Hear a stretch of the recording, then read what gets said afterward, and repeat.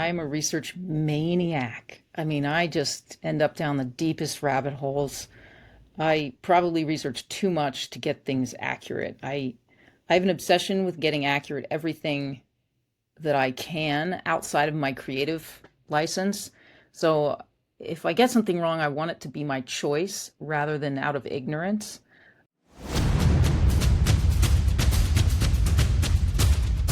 Thank you so much for taking the time to come on today's podcast. Thank you. It's very nice to meet you, Mark. And we are here today to discuss. I have your book with me here, The Devil's Eye. And we're going to jump right into the pitch with the episode. So if you want to go ahead and pitch me your book. Okay. Well, at a auction in London, a long lost notebook from the legendary alchemist, conjurer, and advisor to Queen Elizabeth I, named John Dee, surfaces mysteriously. And there, a rather scandal-ridden billionaire snaps it up. And this guy has a fascination for the occult. His name is Mark Pearson. He believes the notebook contains the location of a mystical relic promising to unlock the cosmic knowledge of God, named the Devil's Eye. And in the hands of the world's foremost blackmailer, which he is, it would mean complete power. So CIA operative Ridley Samaras, who was the first woman to enter the SEAL training, Navy SEAL training, but washed out for an injury, was later recruited into a clandestine division. She and her division director decipher John Dee's encrypted notebook, and it puts them into a serious high-stakes hunt across Europe to find this missing artifact before Pearson's mercenaries do.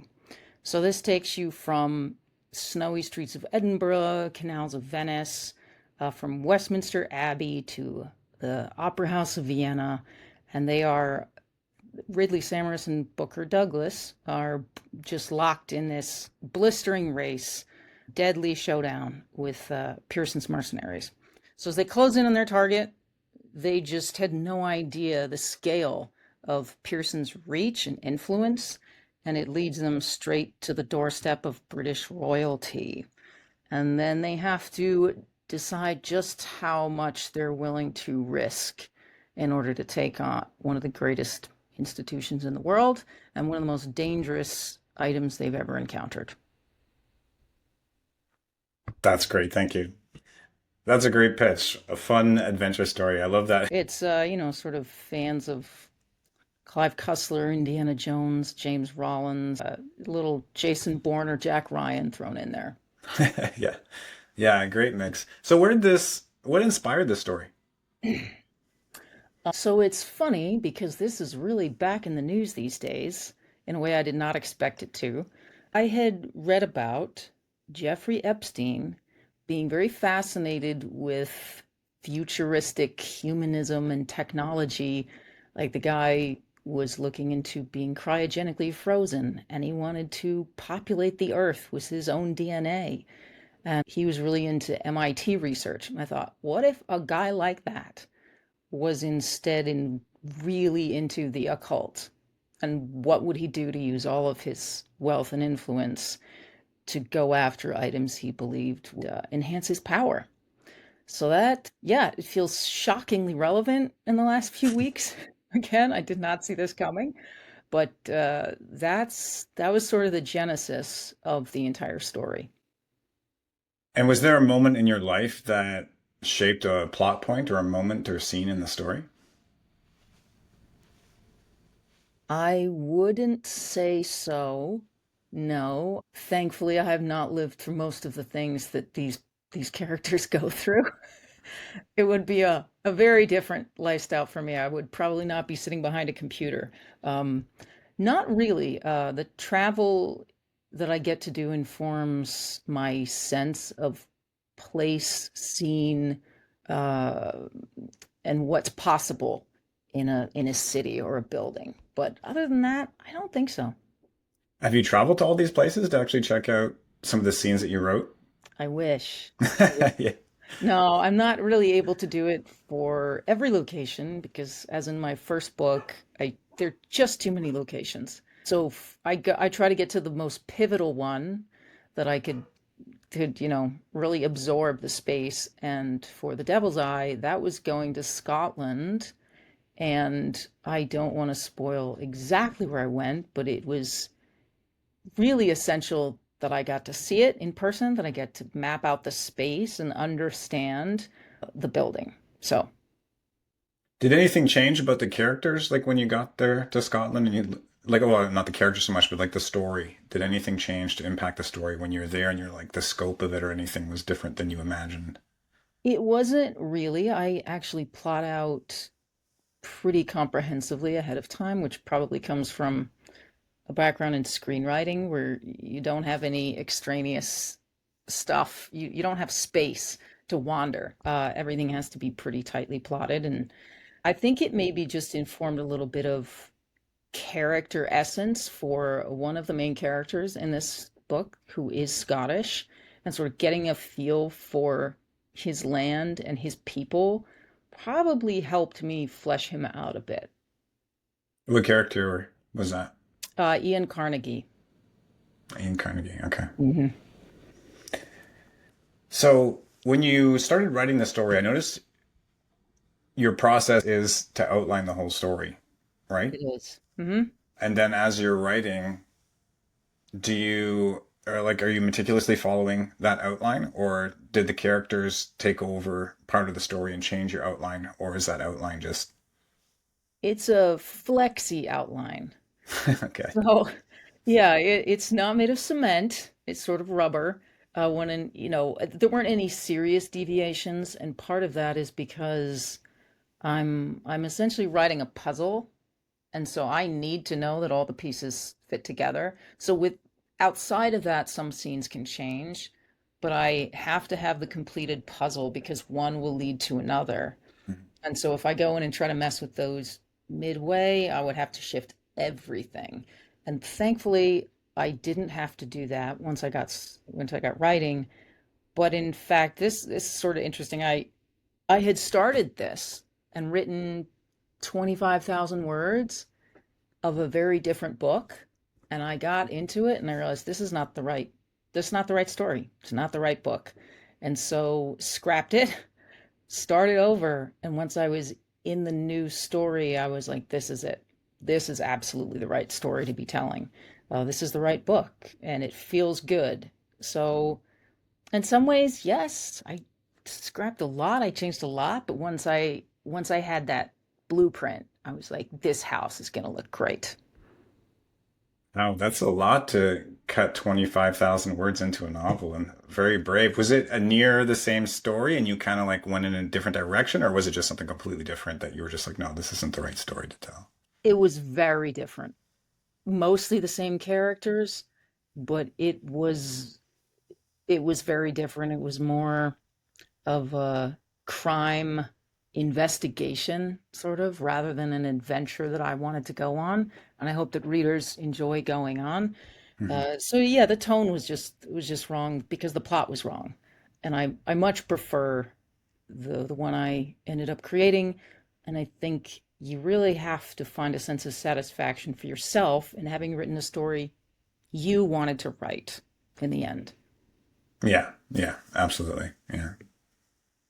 So when you're outlining, do the characters come together at the same time? Because you were mentioning, I know I've had stories that where the characters just kind of take over, and then the whole book goes in a different direction. But like you mentioned, which I hadn't thought about, when you have these puzzles already mapped out and you've done all that research and the places and things like certain things have, flexy, but certain things have to happen.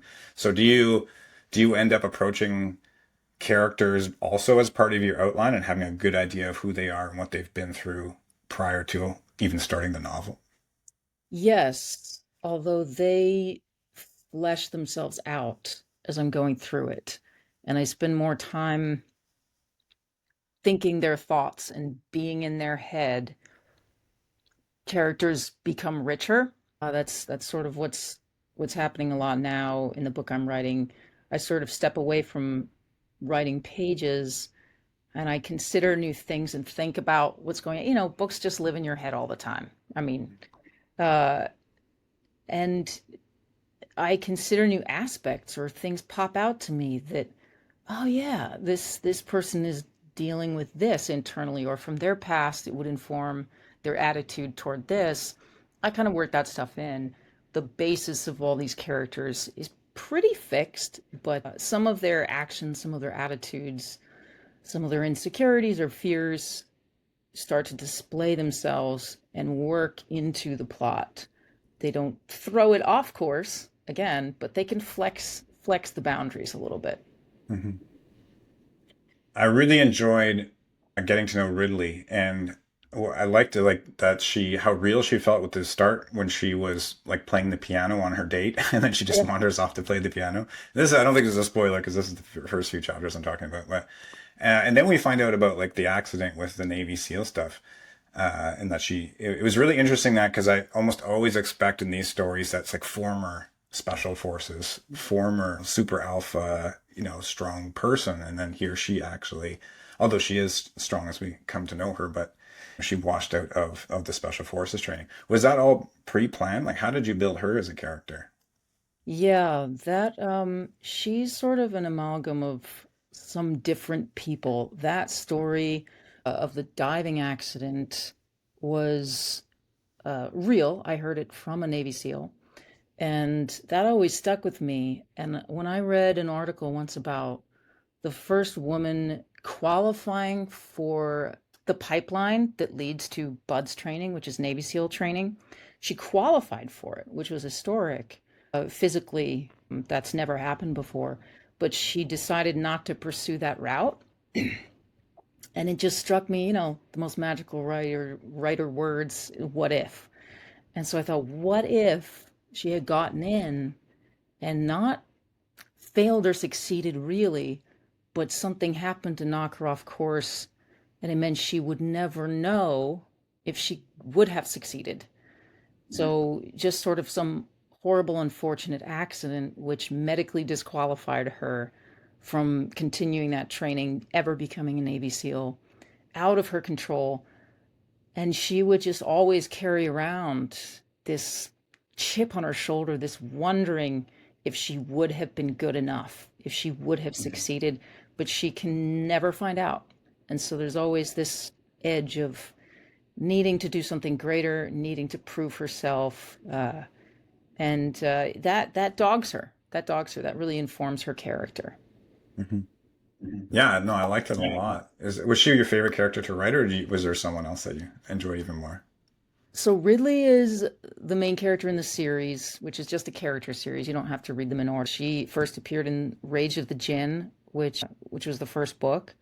She's back in this, but as much as some of our interests overlap, I'm not very mentally or emotionally like her. There is a character in The Devil's Eye, Ian Carnegie, who was the easiest for me to write. He felt like my spirit animal. To me, he was sort of the soul of the book. And I I would say mentally, emotionally, I related the most to him. And that was kind of fun because I'm not sure that I've had that when writing books before. I'm pretty sure I've never felt that when writing a book. So that was enjoyable. And then, no comment about his journey, but yeah, I really really liked writing his character and having him involved. Ridley stuck out to me because I think because I ask those same kind of questions that she asks in the book Mm, about that, like what if I had, passed this or done that or made those decisions. So yeah. I do relate to her. So I just want to jump back to the research a little bit. When talking about research, how much of it is real? Like the one thing that's striking about this book is as I'm reading it, it's so well done that I'm always stopping to almost want to do research to be like, is this real? Did this stuff happen? Are these people real? I just keep asking myself like, what is real about this book? Because so many things have to be historically accurate because it reads like it is, although I have no idea, which is why I'm asking the question. Yeah, that's fun because I'm a research maniac. I mean, I just end up down the deepest rabbit holes. I probably research too much to get things accurate. I have an obsession with getting accurate everything that I can outside of my creative license. So if I get something wrong, I want it to be my choice rather than out of ignorance. every place pretty much, except for like secret chambers, every place that I include is accurate. I watch a lot of GoPro videos on YouTube to get a sense of cities and buildings, a lot of Google Maps, a lot of photos. If there's a cafe that the characters stop into on a street in the city and they order something off the menu, that thing is on the menu at that cafe. Like it's absurd. Uh, it's a lot, but I love discovering stuff. And so, especially in The Devil's Eye, there were so many locations that I discovered while researching that made it into the book. And then I would have readers say, "Oh my gosh, I can't believe this place exists. I looked up photos of it and this is amazing." And I go, "I know. I felt the same way when I found it." So I had to include it, and I love that discovery. Well, it makes me want to check it out. So I will. I'm sure I will be Googling as I continue reading the book to check out some of these spots, and even almost as like a travel destinations. It's almost like research for travel destinations. I get to Oh, it I get to is. do that through your fiction. Where do I go next? So your book opens. I was curious about your book opens in like 1582, I think, in London, and you start your book instead of a prologue, or instead of using that John Dee moment as backstory throughout the book, you chose to start it with chapter one. I'm curious as to why you made that decision because there like those essentially those three main ways you could have approached it. I like cold opens. I like setting you in a scene that is pivotal and sets off the chain of reactions that the characters engage in. I find that piques my interest the most. Game of Thrones did that really well in the TV series. It was a cold open. They hook you with a scene where they encounter a monster you don't see again for seasons. You don't even know who these people were, but it presented the hook that would get the rest of the story going and matter to the rest of the story. So John Dee was a really fascinating guy. I'd heard about him. I knew stuff about him in history, sort of.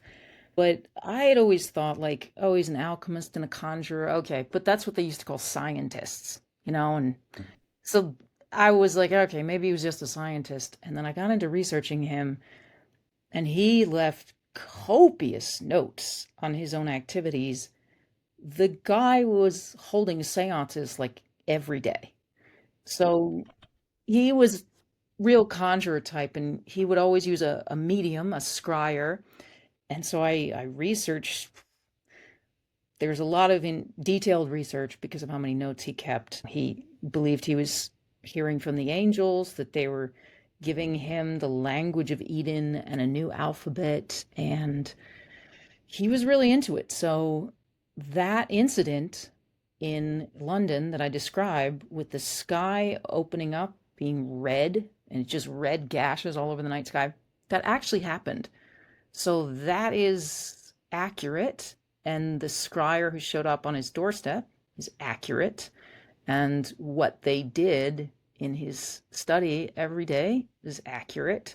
Sometimes truth is stranger than fiction. So I just catch it in my net, use it, and hope that other people are as hooked as I was when I found out about it. Oh, well done. Yeah, I was wondering about that. Okay, so John Dee was based on a real person who a Yes. real alchemist or scientist. Yeah. Yeah. Very cool. Oh, so many questions I want to ask you. Ask away. What moment was scene or moment was the hardest to write, either creatively or emotionally? Oh, there were a lot in this book. And to preface it, I've heard so many authors talk about how they have to love all their characters, even the villains. And I don't believe that after writing this book. The two main characters were very much like Jeffrey Epstein and Elaine Maxwell.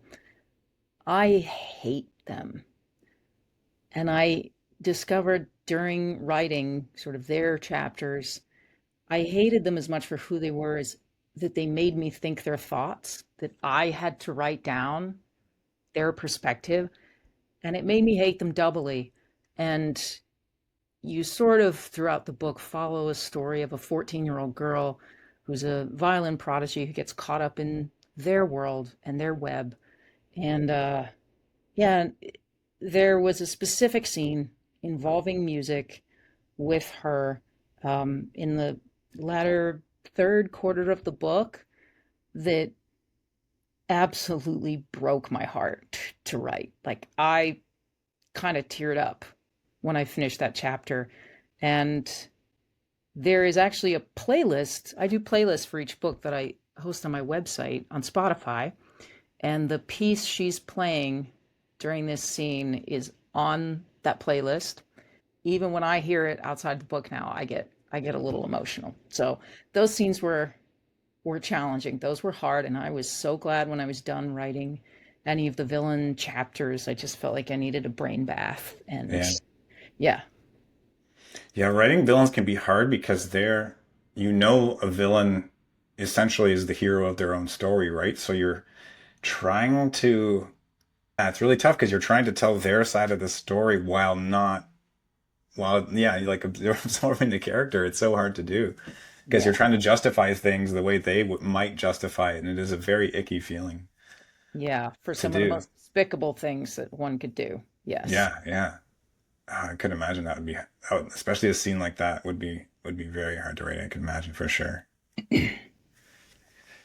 So we're getting close to our wrap up here. I have a couple of questions for you left, and the first one goes out to our authors that are also listening, and is what advice would you give someone who just published their first or second book? Write another one. It's common advice, but it's certainly true. You should be, don't get out of the habit almost as much for establishing yourself as an author, but also establishing your own sense of discipline and keeping that rhythm in your life. I think also, I'm terrible at marketing, so I can't really give advice. I can give advice that I've heard, which sounds good, but but I think that actually networking with other authors, it's a lonely gig. It's a very solitary endeavor to sit in your brain all day and type. Mhm. But I've found uh, the international thriller writers of the conference Thriller Fest and whatnot to be some of the most welcoming, encouraging, kind, funny people that you could encounter in a career space. They're just outstanding, and their friendship and their support have meant a lot to me. So I would encourage people to go invest, socialize, get to know these people, ask for their advice because a lot of them are further along in their journey, and some of them will extend, very gracious favors to you in the future. Yeah, that's great advice. Sure, the connections mean a lot. Yeah. And the last question, how can people get in touch with you? How can they find your books? I'm on Amazon, on Barnes and Noble, in a few bookstores and libraries around the Boston area. I have just published an audiobook for The Devil's Eye, which I thrilled with because the narrator is just a phenomenon. He's terrific. If you like Scott Brick, I think he's sort of the next Scott Brick. So he's amazing. Everyone should check him out. I am online at oxdevere.com. I'm on Instagram at oxdevere.com. I'm on TikTok, where I run a little fun little thing where I pair books with bourbon according to the flavor and the tone of the book. That seems to be a hit. So yeah, and again on the website, each book has its own page, and so it includes some of the Q&A, some of the research questions, some of what's real and what's not, and then a playlist for each book if anyone's interested in that. That's great. Thank you so much. And thank you for sending the copy, The Devil's Eye. It has been a great read so far, and I will continue to read it and review it. Yeah, thank you so much. If you don't mind sticking around for a couple of minutes after the show, we're just going to do a few bonus questions for our newsletter subscribers that just goes out to our subscribers. Sure thing. Thanks, Mark. Thanks so much again.